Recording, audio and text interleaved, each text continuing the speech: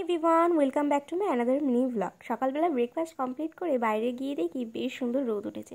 চারিদিকটা বেশ সুন্দর রোদ ঝলমল করছে, ভালোই লাগছিল। তো তারপর আমি যেতে না যেতেই সব দেখো কুচে কাচা এসে হাজির।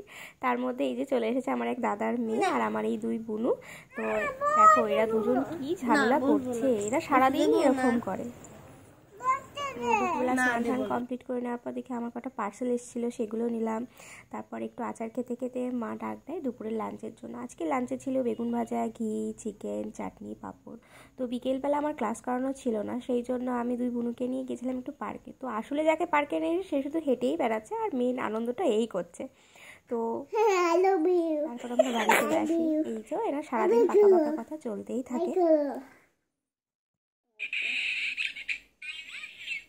আর আজকে ডিনারে ছিল আমার পছন্দের ঘুগনি, লুচি আর সিমাইটা আমিই করেছি। তো আজকের ব্লগটা এখানেই শেষ করছি, টাটা।